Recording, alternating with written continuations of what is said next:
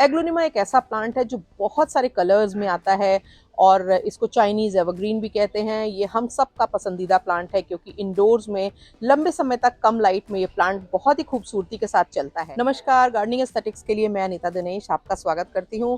Gardening aesthetics में आज आपको मैं बताऊंगी कि किस तरह से मैं अपने एग्लोनिमा प्लांट्स की इस मौसम में केयर करती हूँ। एग्लोनिमा हम सब के फेवरेट प्लांट होते हैं और बहुत सारे लोग जिनके यहाँ स्पेस नहीं भी है वो इनको लेते हैं, लगाते हैं। पर नॉर्थ इंडिया के मैदानी इलाकों में जैसे ही टेम्परेचर 15 डिग्री के नीचे आने लगता है, ये प्लांट के लिए काफ़ी मुश्किलें खड़ी होने लगती हैं और ये प्लांट तेज़ी से ख़राब होने लगता है।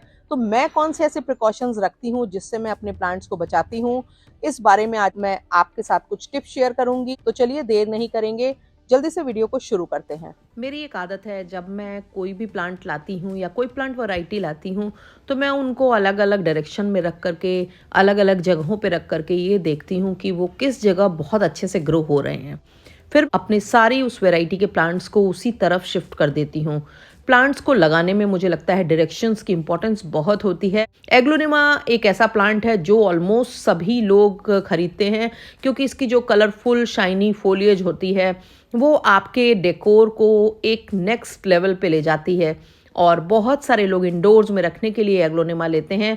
और ये एक लो लाइट रिक्वायरमेंट वाला प्लांट है, इसलिए कम से कम लाइट में भी ये बहुत अच्छा चलता है। सबसे ज़्यादा प्रॉब्लम एग्लोनिमा के संग आती है विंटर्स में, खास करके जब टेम्परेचर 15 डिग्री के नीचे जाने लगता है, क्योंकि ये प्लांट 25 से लेकर के 18 डिग्री टेम्परेचर इसके लिए एक आइडियल टेम्परेचर होता है। इस टेम्परेचर में ये बहुत ही खूबसूरती के संग बढ़ता है और इसकी फोलिएज की शाइन, इसकी ग्रोथ सब कुछ बहुत अच्छे से बनी रहती है। पर जैसे ही लगभग 15 दिसंबर के बाद टेम्परेचर गिरने लगता है, इस प्लांट की पत्तियां पीली होने लगती हैं और ख़राब होने लगती हैं और फिर आप बहुत अपसेट होते हैं, क्योंकि एक तो आपका ये बहुत ही पसंदीदा प्लांट होता है, दूसरी बात थोड़ा एक्सपेंसिव भी होता है।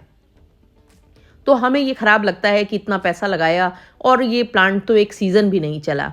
पर धीरे धीरे करके बहुत सालों में मैंने एग्लोनिमा की बहुत सारी वैरायटीज़ लगाई। मुझे लग रहा है मेरे पास 15-16 से भी ज़्यादा वैरायटीज़ होंगी और बहुत सारे नए बेबी प्लांट्स मैंने खुद से प्रोपगेट किए हैं।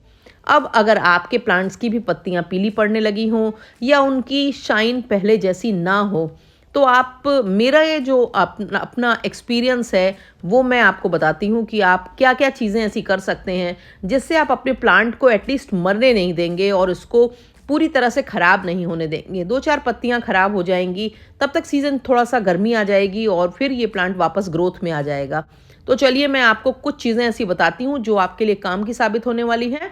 और एग्लोनिमा पे मैंने बहुत सारे बहुत अच्छे वीडियोस बना रखे हैं।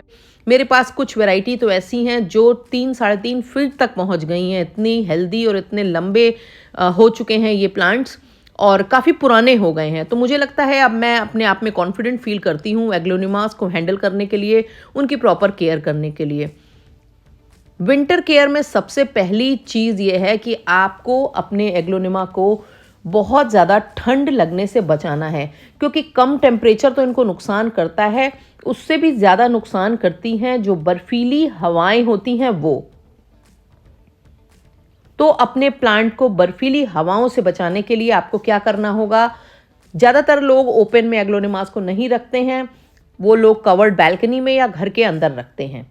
तो अगर आप कवर्ड बैल्कनी में रखते हैं तो इनको ऐसा कर दीजिए कि थोड़ी धूप ज़्यादा बढ़ जाए और दीवार की साइड इनको रखिए, सो दैट कि हवा क्रॉस न करे। हवा क्रॉस नहीं करेगी तो प्लांट की पत्तियों को बहुत ज़्यादा डैमेज नहीं करेगी।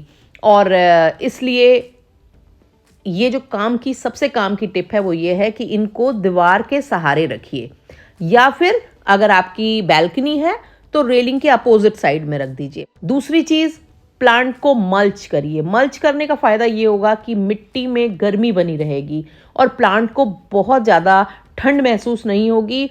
उसकी वजह से जो उसके पत्ते पीले पड़ने लगते हैं, गलने लगते हैं, वो प्रॉब्लम नहीं आएगी। अब मल्च करने के लिए मैं तो मॉस ग्रास यूज़ करती हूँ। देखिए इस तरह की मॉस ग्रास होती है, आपको नर्सरी में, ऑनलाइन कहीं भी मिल जाएगी।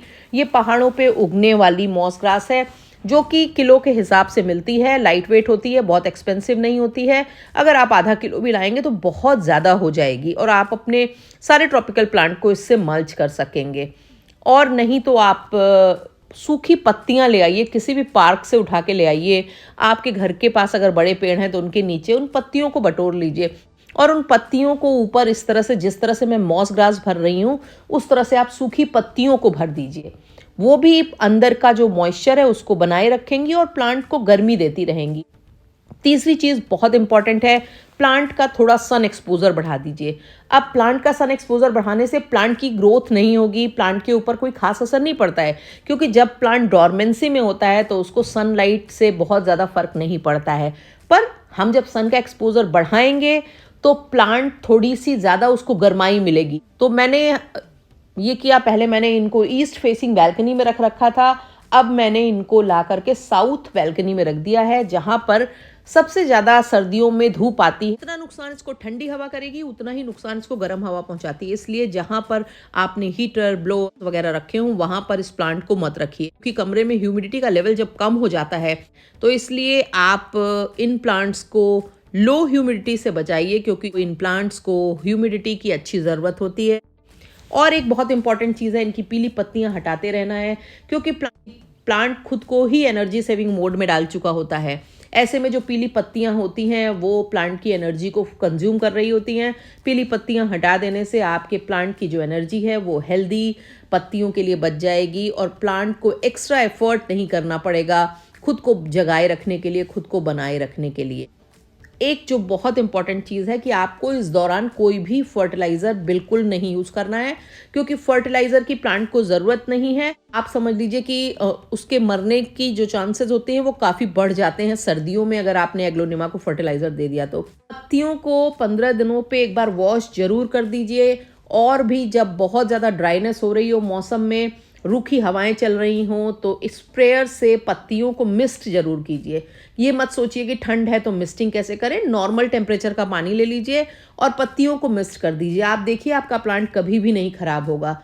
अगर अभी तक आपने मेरे चैनल को सब्सक्राइब नहीं किया है तो मेरी गुजारिश है कि मेरे चैनल को सब्सक्राइब करें, बेल आइकन ज़रूर दबा लीजिएगा, ताकि गार्डनिंग से जुड़े हुए मैं जो भी अपडेट करूं वो आप तक पहुंचे।